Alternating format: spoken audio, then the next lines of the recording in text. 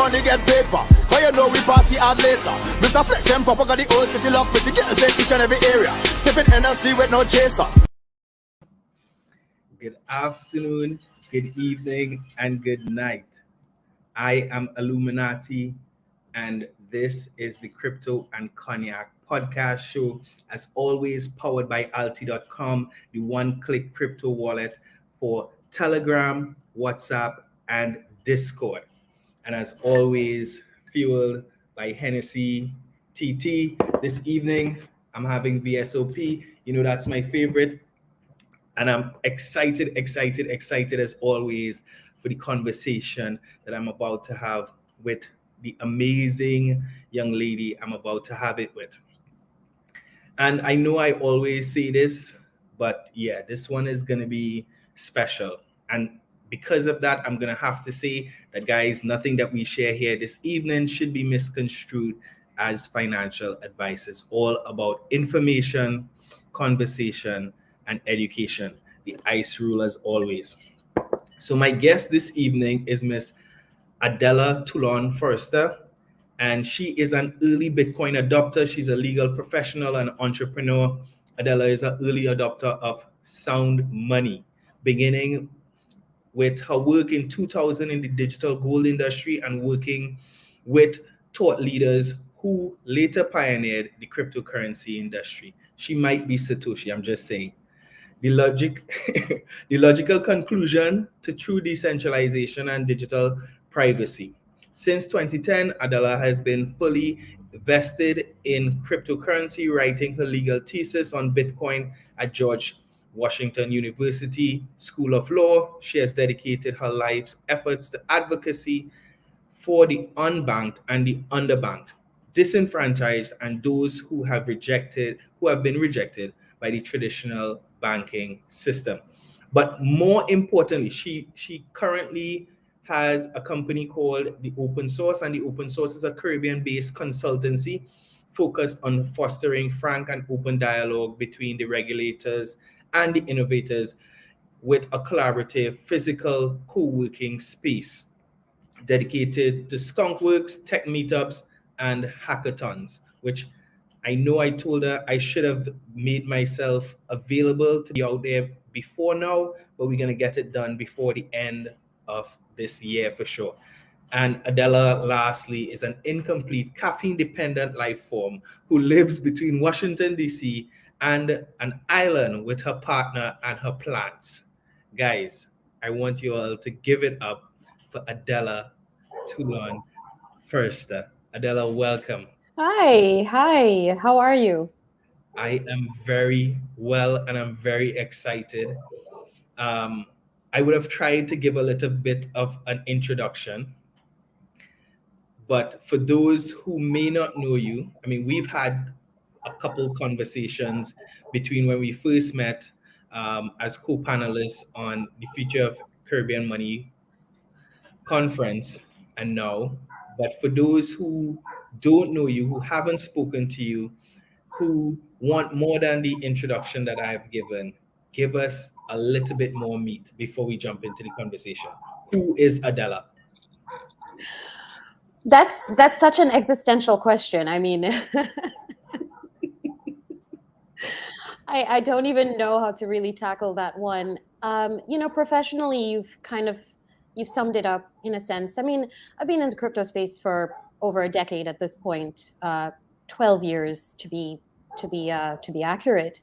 And so as you can imagine, I've swept the floors, I've I've washed the curtains. I've done the role of COO. I was a partner at a law firm, starting and heading their tech department, with mostly full focus on cryptocurrencies in DC. And I was the president of a long-standing, the U.S. arm of a long-standing cryptocurrency exchange. I've worked on several exchanges. I have, invested in a lot of things that have failed. Right. And also a few things that have worked out. Yeah, a few. Right. but I think you don't get to be in the space that long and not have run the entire gamut, as you were. So All right. I know otherwise, I have hobbies. I'm a human being, right. Yeah. The I like to plants. practice. Yeah, I love plants, and I love to practice mixed martial arts. So Right. Muay Thai in particular. So So yeah, you're a caffeine loving, mixed martial art, plant loving, crypto, or I more might say Bitcoin fanatic. Like those those are quite, and you're a legal professional. How do all those things fit into your massive frame? they just do. Listen, I made it through law school, miraculously raising two boys with a part-time job, going full-time. And once I was done with that, I realized that I could really just put my mind to anything you know, that I could do anything, put my mind to. And, having slept for 4 hours a night for 6 years was just one of those things. One of those ways, like women, mothers are just incredibly amazing, I suppose. I mean, and you Yeah. were training for the crypto space because I mean, Yeah. because it's 24/7, 365, you basically get about that amount of sleep if you're paying attention all the time as well. But Yeah. but talk a little bit more about that. I mean, about your experience back then going through law school, as a woman, as a mother, taking care of your kids, and what that looked like when you kind of shift gears into the crypto space. Well, at the time, I was also in the crypto space. I started law school in 2008 with my first law degree, and that was in England. So I was going back and forth from Washington, D.C. to England.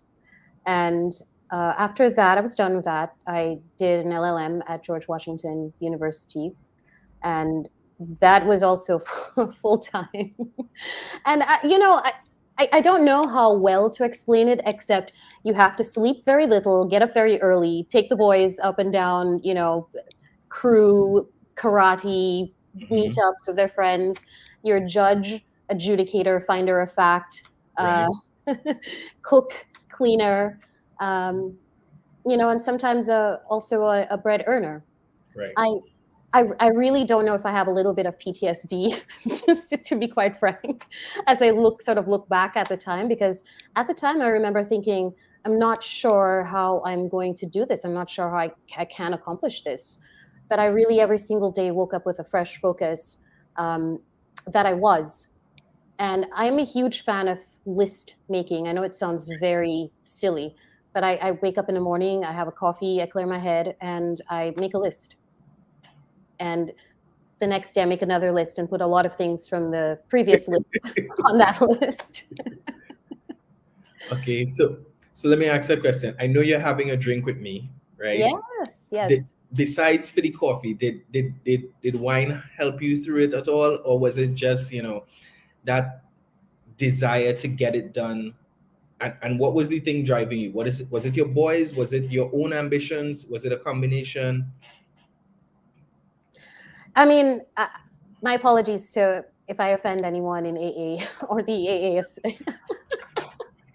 the AA collective itself. But I mean, how could it not? I was exhausted every night. I would come home from school, sometimes at 11 o'clock at night. And, my husband and I would sit on the back porch and have a couple glasses of wine. And that was my decompression. It was just to have a conversation with a human adult that was actually interacting with me over a glass of wine. Right. Yeah, it was a lifesaver. Again, my apologies to the AA collective. Okay, so what was the thing? I mean, because law is one of the oldest professions in the world, right? It's such a traditionalist direction. And yet you were able to see this space very early on and see the value of it very on, which is something that is very progressive, very non-traditional. What at that point about the space really triggered you to say, you know what, I'm going to do this, but I'm going to do this as well? Yeah, so I never had this vision of becoming a solicitor or a barrister or an attorney or practicing law. I still don't practice law. I'm sort of law adjacent. Uh, I do a lot of what you call regulatory arbitrage. I Right. like to refer to myself sometimes as a regulatory arbitrage ninja. But Right. Makes sense. I didn't come to the profession the traditional through your traditional means, I Right. suppose. Rather, I had worked in technology before, and I had worked in the digital gold space. And what I experienced was after the Patriot Act had come out, and the businesses were it started to become a disappearing industry because of all of the sanctions that were now imposed on non-bank financial institutions or institutions that may be sort of like financial in nature and in the digital space. Um, what I what I recognized was that I you could get in trouble for creating technology, for dabbling in cryptography. That was a Mhm. huge thing with the cypherpunk movement back then in the early 2000s. And I knew people that were indicted. I knew people that had gotten in trouble Right. um, for their work. And I thought there were so few legal professionals who understood what they were trying to do, what we were trying to do.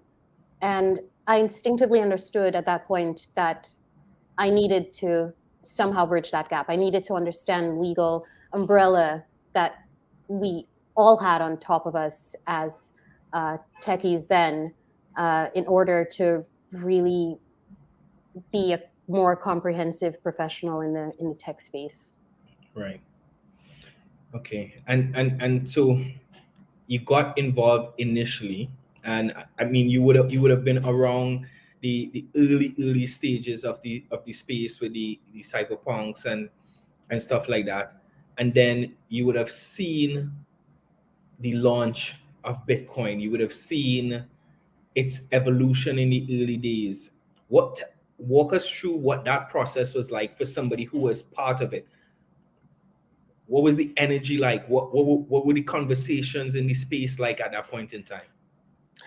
Yeah, so there was a lot of chatter on listservs and on Slashdot at the time, and we're talking back in 2000, 2010-ish, my recollection, 2009 even. I recall reading about this, but having absolutely no interest to further understand at all until a colleague of mine contacted me in 2010 to give me a sit down, if you may, and sent me the white paper and said, "You need to look at this, and you need to look at it now." And I thought, oh God, it's a it's a convoluted, tech paper. There's no way. No, he says, listen, all this talk that we've had about the concept of people owning their own assets, Right. being their own Custodians. custodians, if you may. Yes, custodians, and having no dependence on intermediaries. This is all there. Like, he was full crazy. I don't want to say his name um, over the air, but he was full crazy about it. So I gave it a chat. I gave it a read. I gave it a chance, and I thought, okay, wow, this is epic. This is life changing. I still didn't really fully grasp um, how it would look in sort of full working deployment, because it was such just a niche, mostly an Right. idea at that point. Um, but I looked at it and I thought, okay, this is going to be the next thing. And at that point, I decided to write my legal thesis on it. So skip forward a few years, 2 years or so, 3 years. I go to my professor for banking law, and I say to him, Professor, redacted. Um, I am going to write my paper on this this thing called Bitcoin. It's going to be a life changer. And he said, "Oh, why don't you write about the Dodd-Frank Act? Like, what's that? This is nonsense. You know, you're going to fail this thing. This is your research paper. You're going to fail." So I had to go then to the dean to appeal my case, and I was granted permission to write on this crazy thing called Bitcoin. This magic internet protocol, because I mean back then it wasn't even really money yet. Like we understand it to be money. No. It was like you said, like an idea. Like a crazy person comes up to you in the street and says, "I want to tell you about this incredible conspiracy theory that I have." They never call it a conspiracy theory, you know, but you know, instinctively you're like, "Oh my God, you're so crazy! Get away from me." That's how it kind of was, and I remember, you know, thinking that if I had not respected this man because he had been a colleague of mine during the digital gold days, I would have never read it. No way. I would have never tried to understand what this thing was about. So I mean, we're talking 2013-ish, around there. Yeah, that's when I wrote my thesis. So 2013, you're writing this thesis on Bitcoin, right? Yeah. But there isn't much information like there is information now. There isn't historical data. We don't have 10 to 12 years worth of experience. Where did you even begin your research? So it all begins in the digital gold space, doesn't it? Okay.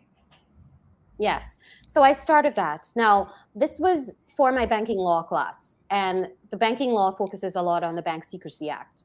And at the time, I thought the legal treatment of Bitcoin should be maybe not as a currency, but as a commodity. Right. And so I sort of looked at the currency laws, and I wrote about that. But I did start off talking about the digital gold space and the cypherpunk movement. And, you know, I had worked with people like Ian Grigg, for example, who came up with the Ricardian contract, you know, in those days. And all of that was relevant. So there was less legal and more sort of background information and more sort of a thesis on how that asset class should be treated. Also, interestingly, right about that time, the IRS came out with a notice stating that they would treat it as property. So I remember running to my banking law professor and going like, "Look, it's a real thing. The IRS is involved. Look, you see?" And he was like, "Whatever, crazy person." Get away from me. Yeah. But, you know, in those days, I was that girl, you know, outside standing with the smokers, just talking about Bitcoin. And I was the crazy person who was coming up to them about my conspiracy theory. Okay, so let's fast forward a little bit. So the IRS gets involved. They say it's an asset. Later on, the SEC would have read your paper and decided, okay, this is more of a commodity. She's right. No, I wish I could take the credit for that, but I've worked with the gentleman who should take the credit for that, and that would be Jason Seibert. And yes, that would be SEC v. Shavers, and that's when a judge said that Bitcoin is not inherently security. Right. Yeah. All right. So Bitcoin, you were attracted to it from the perspective of it being sound money. Yes. Right? From very early on. I also know, based on some of our previous conversations, that you were a very early adopter of Ethereum, right? Which never presented itself as being the same type of protocol that Bitcoin is. So what was I don't want to say missing, but what did Ethereum offer that you said, okay, this is going to be a great supplement for what Bitcoin has started? Right. So can I ask you a question? Sure. Am I allowed to ask you questions? You can ask me a question. I feel like I've been talking for 20 minutes. And I need to ask you a question now. before I get to ETH, because the ETH All right. story is actually Okay, good. a little long. So, how did you get into Bitcoin? What does Ah. your journey look like? My journey looks like a friend of mine who is a close friend of mine telling me about Bitcoin since 2016, 2017. And, I disregarded it as crazy internet money. At that point in time, I was, I was living, I would say, paycheck to paycheck. I was so concerned with just staying above water that I didn't even stop to think about investing or anything like that. Um, and he kept coming at me, but I think the thing that really brought it all together in 2020, early 2020 or late 2019, I started reading Sapiens, the history of human beings. I'm reading that. And it changed my perspective about human history, our evolution, what we perceive as being traditional, what we consider to be money, and how money has changed through our experience. And I mean, things had kind of gotten better for me financially. And in addition to that, I kind of started paying attention a little bit more, and then I understood, okay, I didn't have to buy a whole Bitcoin, whatever is the case. And then one of my friends who was in the space, he said, listen, do you want to start? He's like, how much can you afford to start with? I'm like, okay, I could do 100 US. He's like, okay, send me the money. I'm gonna buy it for you. I'm gonna get you started. And I got started. And as I got started, first the money, does it for us. So Right. I saw my money go from $100 to $200, and then I was like, okay, maybe I should pay attention to this. I fell down the rabbit hole.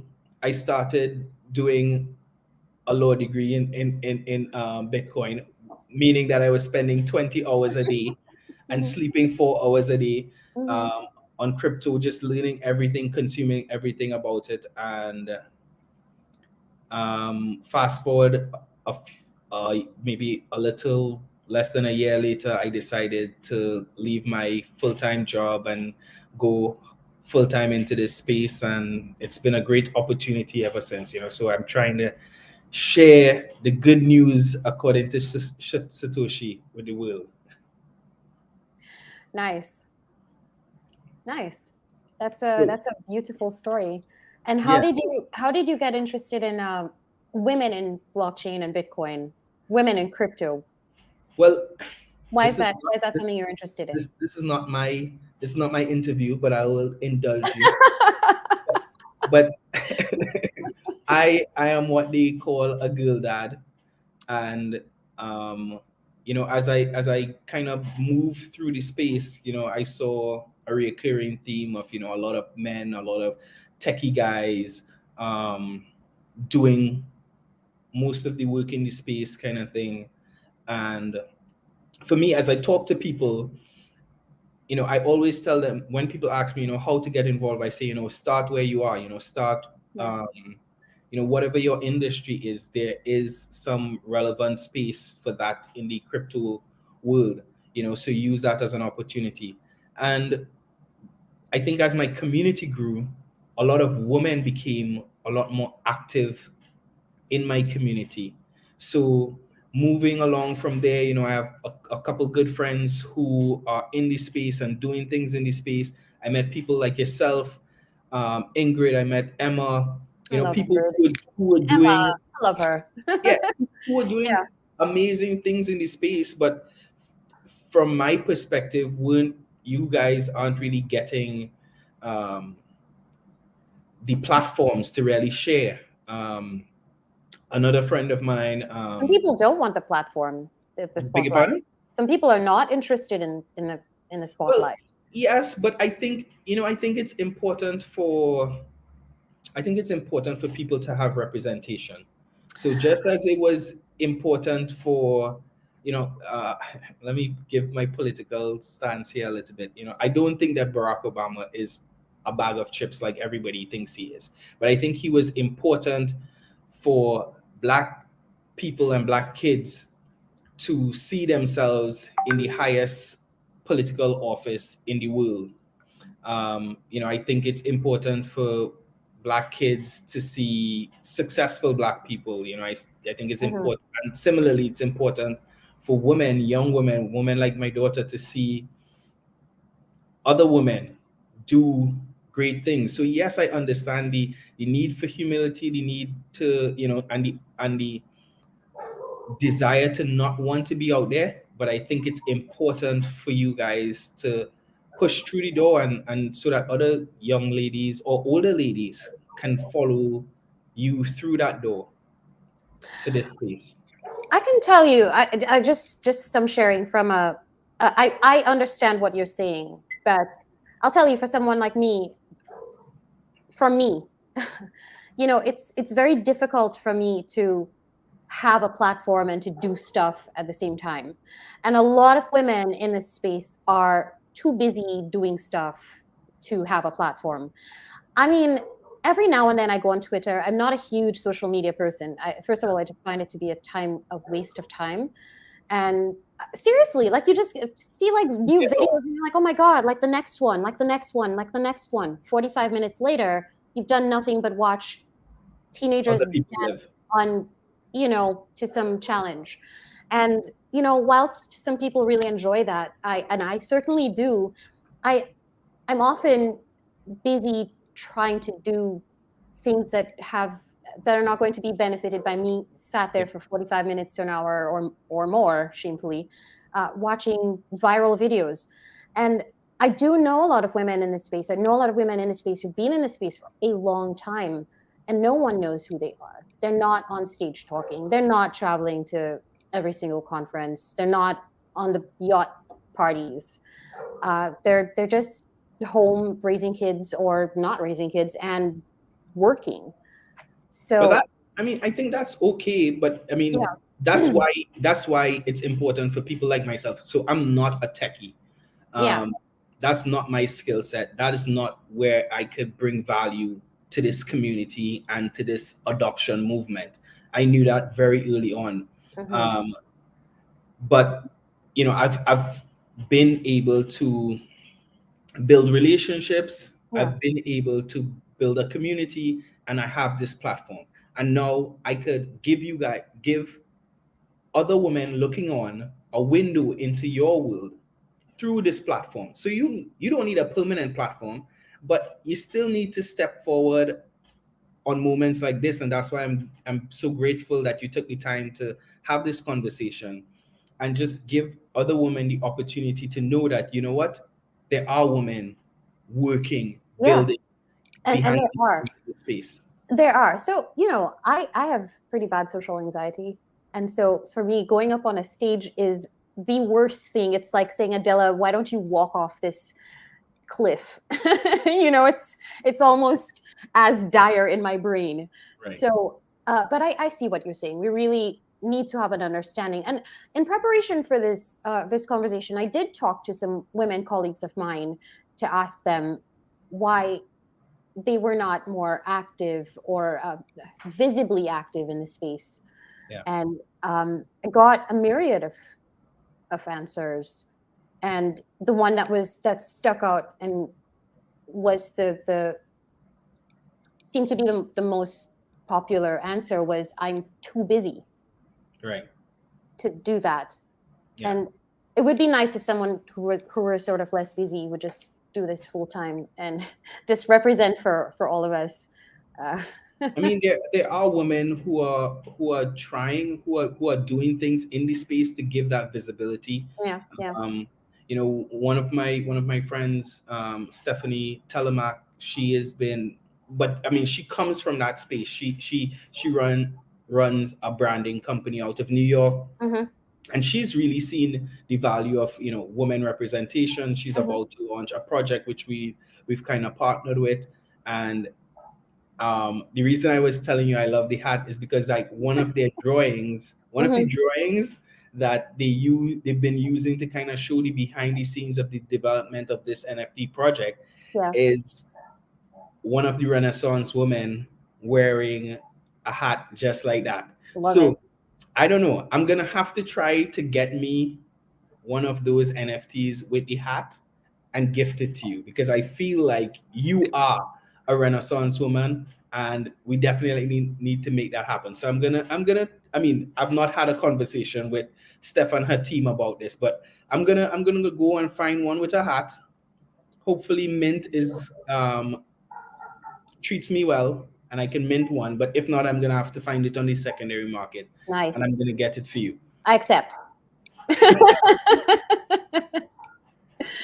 Yeah. But okay, so these women, they're busy. But what are they busy doing? Tell me what they're doing. Because other women need to know, other men need to know, people need to know that these women are doing the things that are bringing all these great things that they now have access to the forefront. Right. I see where you're going with this. I'm not going to name anybody on air, but I let me just give a little list of some women that are doing some really cool stuff in this space. I mean, there's Emma. You know Emma. We all love Emma. She's We great. love I it. mean, Emma should just do this full time. You know, we love Ems. Ingrid.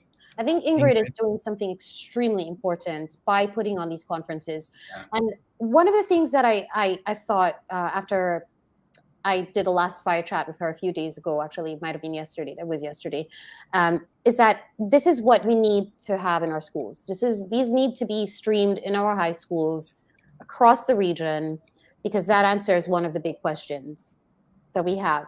Why are more women not in technology? Well, there is a problem with on-ramping, whatever it is, that the schools aren't really pushing this. Did you learn any tech in school? Were there any subjects available to you Yeah, at I mean, all?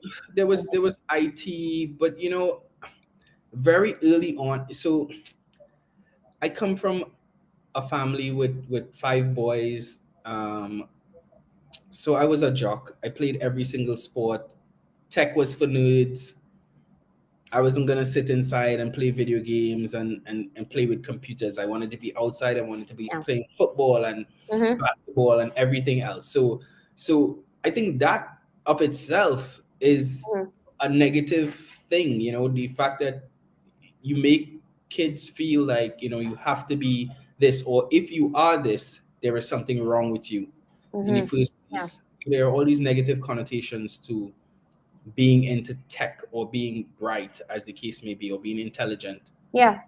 Yeah. I'm not sure where it comes from or how it's perpetuated, but I'm thinking it has a little bit to do with the fact that we have a very macho culture that's all about machismo, and the two aren't mutually exclusive. Being interested in sports and being interested in tech at all. Exactly. You Exactly. can go straight from your mixed martial arts like class and fire up your little Python class or whatever. It's true. It's cool, or mint a cool thing, a cool person with a hat. Exactly. They aren't Exactly. mutually exclusive. I'm not exactly sure. I'm not a psychologist. I'm not a anthropologist. I have no idea how this sort of came about, that society would somewhat look down on smart people, but it probably has something to do with the fact that men are traditionally the macho ones that, yeah, Yeah. doing rough Physically stuff, strong and protecting us women. yeah. Yeah. So okay, so Ingrid, we have Yeah. Emma. Yeah. Um we Uh, have Meltem Demers, Lightning Labs, Amber Baldet, who does a ton of like regulatory work. right. Sasha Hoder is a badass. She's been around forever. She's a kick-ass crypto lawyer and just a wonderful human being. There is, there, there are women. There are more. There's the Yeah. woman who, oh God, There are young women as well. There's Kimberly Adams, who's Barbados. a Yes, very good friend of mine. Lily She Dash. recently launched Bridge Network, There you which, go. which which launched this week and is already doing amazing. Um, Yes, thank God. Good. so there are women building and doing amazing things, as you pointed out. And some facts. I'm not certain of the facts, but I'm pretty sure that Kimberly was able to um, go out there and raise the funds that she needed to Yeah. for the startup. So And she was 30? Is she even 30 yet? Like, she might be early 30s, but right. So, she was on the season 1 of our podcast of the podcast. She took time out of her schedule because she was in Dubai doing fundraising. They raised $3.8 million um, in their first funding round towards launch, and they've now launched and they're doing amazing things. So yeah, I mean, shout out to people like Kimberly, mhm, and she's a young woman who's doing it actively right now. Steph is also a young woman who is doing it, founding her own project. She's actually doing the art behind the project as well. So not just having had the resources and decided to hire somebody, but she's right. actively invested in building this thing. And Renaissance Women, they have partnered with 3 amazing female focused charities to be able to, grow the awareness around this space for women, to give Mhm. back to women. So, I mean, Anya Youngchi, who is a local designer, she recently launched her Wildflower Oh, collection. She yeah. was She's part doing of the NFT stuff, Decentraland. right? Beg pardon? She's doing the NFT stuff, isn't Yeah, she? Yeah. she was recently part of the first ever Decentraland Metaverse Fashion Week in Hmm. Decentraland. She's doing stuff to give back, to teach women how to create physical garments and train women on how to do programming to be able to create digital garments, because she's into digital wearables.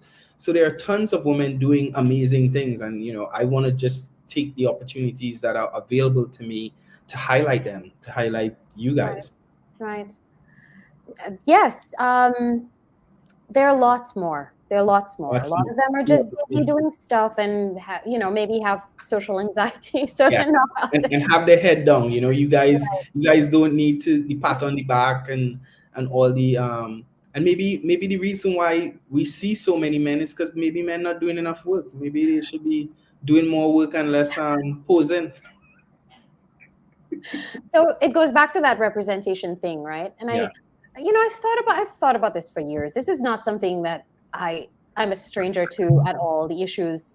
However, a lot of women in crypto don't want to talk about it because it's a risky thing to talk about it. I know from one of my colleagues, she said, listen, I kind of care about this, but I don't want to lose my regard or respect for my colleagues. And Right. honestly, at this point, I don't care. Um, I And do you think that it's another hurdle that career women feel like they will have to overcome if they now are known to subscribe to this conspiracy theorist lifestyle um, of supporting this cryptocurrency industry? what do you Is it mean? is it another hurdle? Like, you guys already have to worry about how you're perceived because I don't. you have to have kids. Yeah. How you're not promoted because most companies, they may not say it, but they're thinking, what, if she gets pregnant, she's going to be away for 3 months. Can I Mhm. risk having this person in this particular role be away for that long? Do you think that women may see this as just another risky thing that they may it's a risk to their career as compared to men are just doing it, they're just like, oh, Yeah. crypto, Bitcoin. Women are a little bit more reserved to show their support for it because they may be looked at sideways. Hmm. So it's very dangerous to generalize at this point. Um, I really think it depends on the individual Right. because if it's me, I don't care. If I'm working for someone and I happen to get pregnant and I need time off, I will just say it. And if they say like, listen, you have to go because you're reproducing, then it's not the place that I want to work. Right. Period. Full stop. The end. At one of my companies, we have a very, very liberal view on time off. So it's take it as you need it, man or woman. One of my male colleagues actually just had a baby and he took a ton of time off, as one should, so he could support his wife. But he does incredible work, and he's we cannot afford to lose him as a company. Right. So, how is your work? What is your work ethic like? How are you contributing to this company?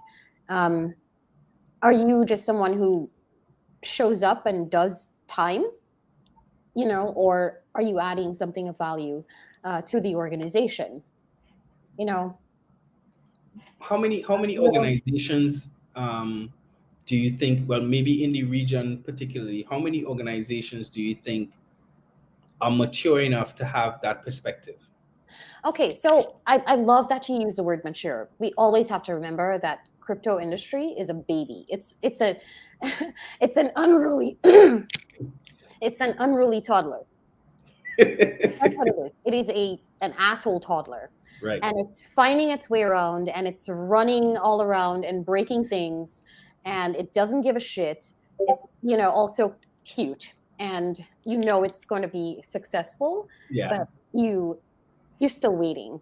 And so it's This still finding that's its way that's around. an amazing analogy, but continue. Sorry. Sorry? I said that's an amazing analogy, but sorry for interrupting you. Continue. Yeah, sorry about that. I was recently very, very sick with dog allergies, so I'm still kind of battling that. I Oh, didn't know it was a thing until it happened to me. wow. Yeah. Yeah, I but anyways, it's a very young industry. It's still finding its footing. It's still finding its way, and it will come with all of the growing pains, and the growing pains will continue until it matures into uh, a bigger person, if you may, an older one. I was reading some statistics today that I hate statistics; they're so stupid, but that alleged that 3% of the crypto space was comprised of women, of the crypto work space, Wow. um, which was not very similar to the 30 to 40% in your bigger tech companies like Yahoo and Google Right. and so on. But again, I just thought, like, listen, no, this is a young industry. We're not going to have we cannot have the same standards that we would have for Google for uh, you know I don't know, pick a company, Gemini, Coinbase, you know. Well, one thing, as we talked about these statistics, I've been doing some research as well, but just because I've been kind of focused on this idea of women and representation, and my fiance actually brought this to my attention. Congratulations. Thank you very much. Um, there, crypto has managed to kind of balance out a lot of things that the traditional financial system have not been able to do, in terms of allowing, when you look at the numbers of investors, from an age perspective, crypto has higher adoption among young people as compared to almost every other um, investment vehicle. When you look at race, it's fairly even in terms of whites and non-whites as well. But however, as it relates to the gender gap, crypto seems to be following the same trends of the traditional space in terms of women not being as well represented as investors in the space. So, I mean, it's not just the maturity thing, because when you compare it on other verticals, it's doing better than the traditional space. But somehow women are still not finding themselves into the space um, as other groups of people. Yeah. Wow, the core of that is the whole access thing that we talked about, the Right. education, the fact that I think socially women are supposed to be a bit more meek and more mild and better Yes. spoken and less raw than men. Right. But I think it's perfectly okay to march into a job, to walk very assertively into a room and and tell them what you expect and what you're going to bring to the company. And uh, they can either accept it or not. I think it's, are you assertive or not? and again, it's so hard to generalize, right? Because, we have been taught to sort of, I don't know, taught, but we're socialized to not really talk about money. We're not, supposed to be assertive. Yeah. But are you going in there and defining what your worth is? Right. If I come on, here is what I can add to your company. This is what we need to be teaching our kids in school. This is one of the reasons I homeschooled my boy. Are we doing that? Are you doing that with your daughter? I'm sure you are. You look like a really cool dad who would do that. But I have a teenager, so it gets hard. Yeah. Pray for me. I have a teenager too. He's 17. Yeah. So there's so many little bits and pieces, so many, it's a really convoluted problem with no clear answer.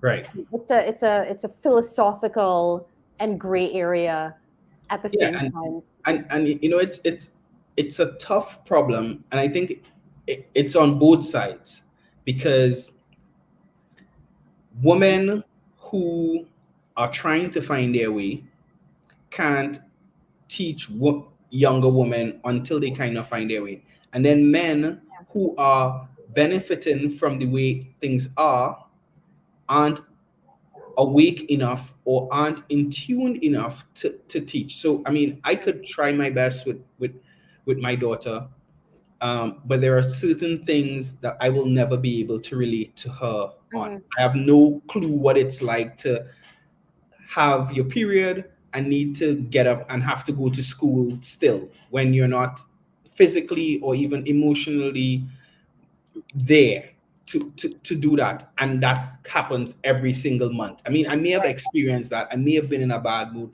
I may have been injured from school, but it doesn't come back every single month. So there's only so much that I could share her perspective, but I could do my best to teach her. And then, you can't know what you don't know as a woman. So it's a place where I feel like, what, eventually we're gonna find some middle ground as generations progress. I'm way more progressed than my dad was. And he was probably way more progressed than his dad was. And maybe, my daughter's husband will be way more progressed than I am, and he could do better with his daughter. And maybe, some 3 generations, hopefully less down the road, we really get the things sorted. Yeah. And I think it's important for women who have sons to teach them how to support women as well. And I think my mom did a great job of that. She did. Yeah. Yes, I second that. Yeah. But so I've worked in the traditional space. Okay. I worked at a law firm, as I said. I was a partner there. And then I've worked in crypto. So traditional and non-traditional. Right. I find the crypto space to be more meritocratic. Right. Yeah. Than the your traditional finance space. Yeah. That could just be my experience. It's been mine as well. In the traditional space, it's all about tenure, whereas in the crypto space, it's what are you doing? What have you done lately? Right. So but for each space, I haven't had much of an issue. And I'm not saying this because I need to appease, some maximalist male audience right now at all. But you're a caffeine plant ninja. So true. you understand that you're an outlier. Possibly. Probably. You know what it is? I think I have a really unhealthy disregard for consequences. I love that. I do. I think that's what it is. I I think my whole thing is that, listen, the worst you could do is say no. If you say no, what? I'm going to just go waitress, or start a restaurant. Like, what? Right. Like, what's the worst that could really happen? So, again, with the consequences, this law firm comes up to me. I was having a talk somewhere, and somebody recommended them to me to them, and they offered me a job. I went to an interview with them. I thought it was interesting, and this was like six. We started in a Starbucks. We ended up in a bar. Right. Soon being like the Good founding. interview. And the next day, I sent them a proposal, not for the job that they offered me, but for the job I wanted. Right. And then I got that job. And then I got everything that I asked for. Okay.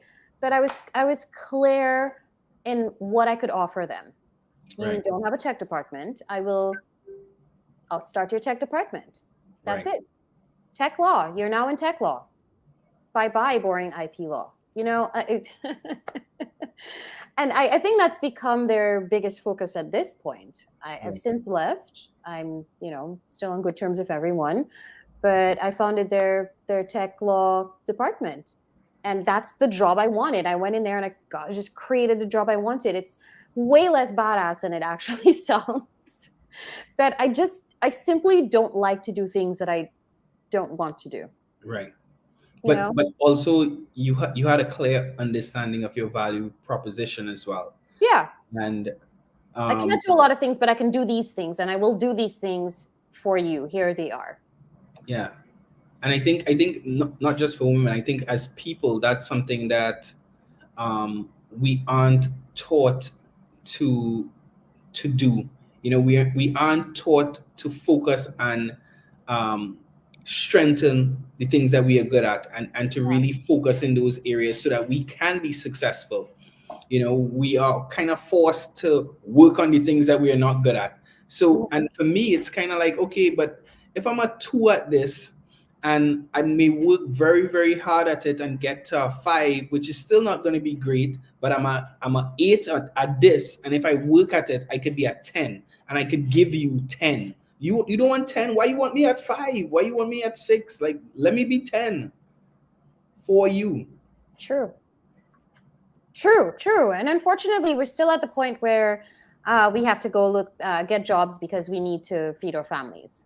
At least that's the culture and existence that a lot of us have, So a lot of people aren't able to choose that thing that they want to do. They simply just don't have the energy to create that. But some people do. They go outside the box. They go like, you know what? I cannot work at this hotel for my entire life. Let me drink water, mind my business, and start my business. Okay? Why did you have to use that? I'm sorry.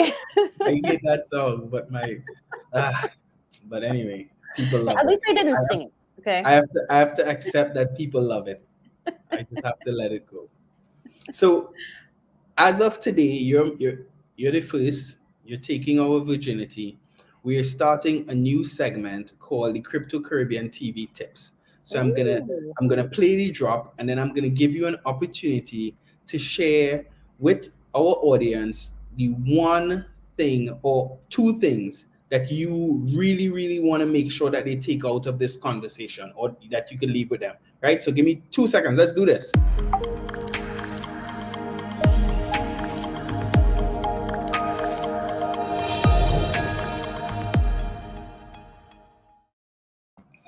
So Adella, Yes. welcome to Crypto Caribbean TV Tips. So share with our community 1 or 2 things that you think they must really, really take away from this conversation we're having today. Teach your kids that tech is cool. Teach your kids that tech is cool. Boys and girls. Boys and girls. Tech is cool. Because the future is tech. Tech is the future. Tech is the future. That's it. That's it. Yeah. Wow. Well, we will take that to the bank.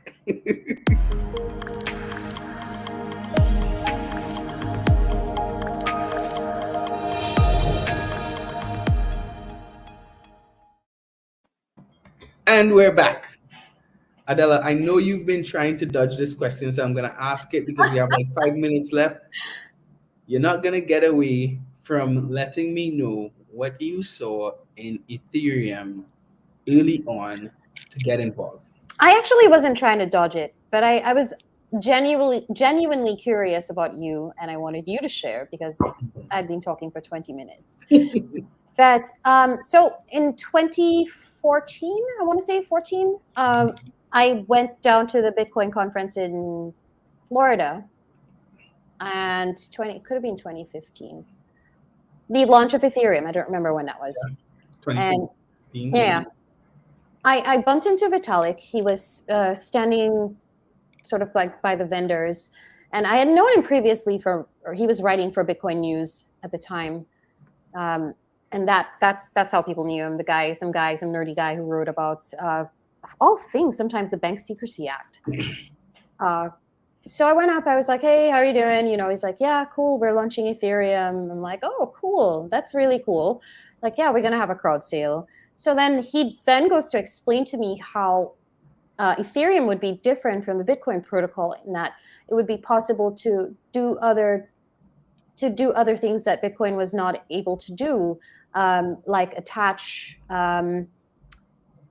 assets like property and stocks. Right. And I thought, oh, this is kind of interesting. I can kind of roll with that. I really did not have a very good concept of what it was from his explanation, but I did decide to take part in the crowd sale. So I did buy ETH during the crowd sale back then in 2014. I might be wrong. 2015. Right. So you bought ETH at pre-sale. I did. Yeah. And I do believe that you still hold a decent Ethereum portfolio. Who says it? Jesus Christ! Like, who says this on like the air? No one. She's dead broke. But okay, so that's the ETH story. Tell us a little bit about your co-working space. Tell us about like some of the things that you hope for it. Tell us about what you're doing now. Yeah. So the space is actually pretty lovely. It's a co-working space on an acre and an acre and a half of land in St. Lucia. It's very peaceful. It's meant to be very peaceful so that groups can come and collaboratively work on projects. I have no cost attached to it. This is a labor of love at this point. So you need only to contact me and show up if you want to work on something. But what it really is a space that's meant to be a forum to bring the innovator and the regulator together. Right. In a very, can I say, safe space? In a safe space, really, to remove some of the mysteries from both ends, the regulation side, the innovation side. There isn't much more that I can say about the space, but it's collaborative. There's place to sleep. Right. There's air condition for. Right. There's Wi-Fi. There is Wi-Fi, and we are welcoming. Again, it is a labor of love, and it's my contribution to one of the problems that I think that we're facing as a region, and that is access to finance, to capital, and to the opportunities that exist. And one of the things that I want to get into is pitching. Right. So I want to start doing these sort of pitch meetups, maybe twice a year or so, and really just get groups from the Caribbean, guys who are building stuff, working on cool things, to show up and pitch and get some money for the project. And speak to the right people. Absolutely. Yeah. That's, like a match. I think that's amazing. I think that's definitely necessary. Tons of people, because of my platform, come to me and they say, I have this idea, I have that idea. And then I have to say, okay, start putting things on paper, start writing out a deck, start writing out white paper. I have some connections with the Polygon ecosystem DAO. I'm like, I could get it before them for you. But yeah, I mean, very much so. One of the challenges to what we're going to be able to do in the Caribbean in terms of growth has is going to come down to access to capital.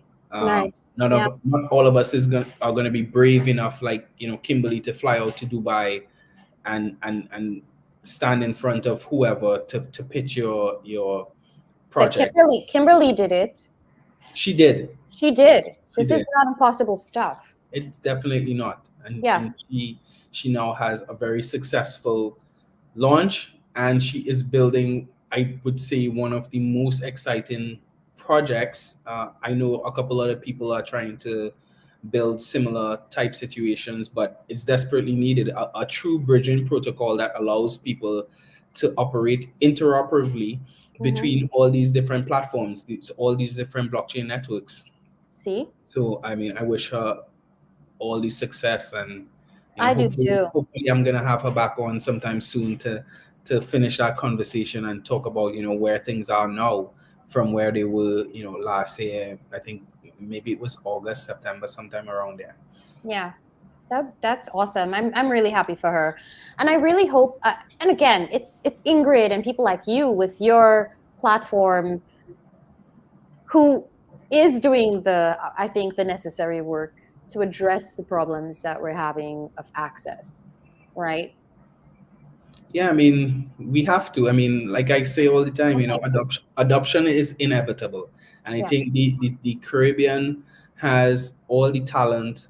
Um, we have the access to computers. We have the access to the internet. There's nothing stopping us from not just participating, but dominating in this space. And I truly want to see it happen. I do too, and I'm excited for where we're heading. I tell you, there is an asymmetric demand here to learn and to buy. Everybody wants to get plugged in. They've heard something about it. They're excited. Um, Unfortunately, this is not my idea, but my license plate here is Bitcoin. It was a gift. Don't judge me. And so just a ton of people come up to me all the time to ask me, where can I buy? Where can I buy? Where can I learn some more?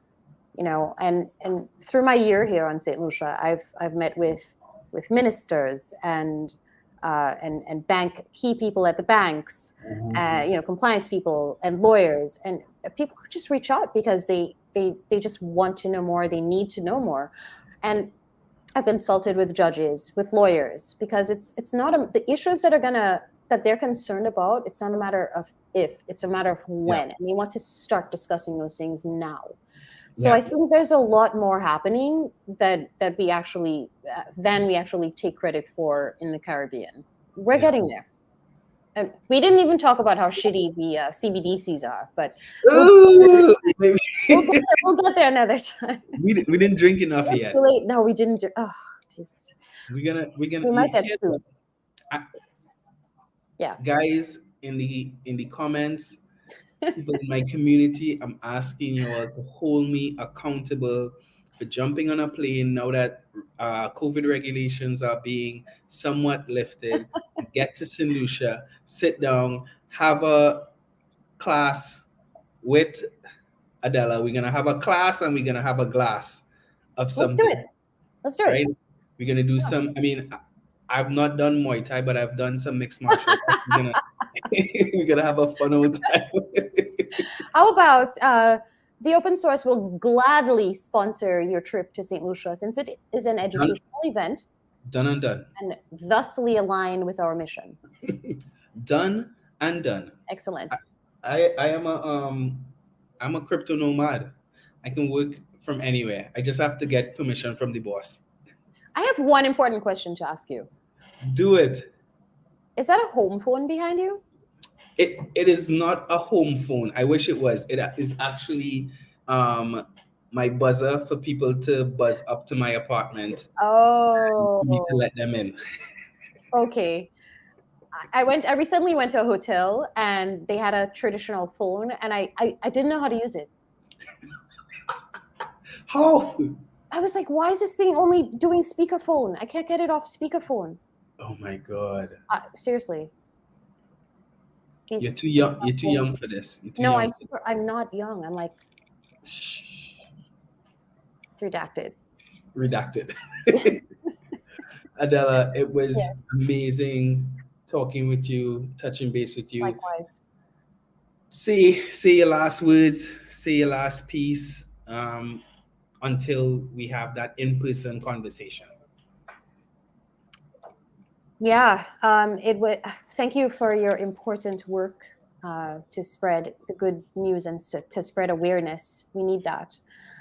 Thank you so much for having me. I am here. You can contact me at adel.la, adel.la. Within the information below. Yeah, and just send me a message. Happy to talk. But I'm passionate about fostering an environment that is welcoming and inclusive for everyone, to not just get educated about crypto, but to sort of make the gap between the regulator and the innovator smaller and smaller and smaller, just a little bit at a time. A little bit at a time. This is my life's passion, and it will always be my life's passion. That's all. The anxiety is starting. So thank you so much for your time. I'm so excited for our next conversation. Me too. Don't run away. Yeah. No, you're coming to St. Lucia, remember? For sure. Yeah. Guys, as always, an amazing conversation. Why does the hour pass so quickly? But anyway, guys, thanks for being with me. As I say all the time, adoption is inevitable. Alluminati out.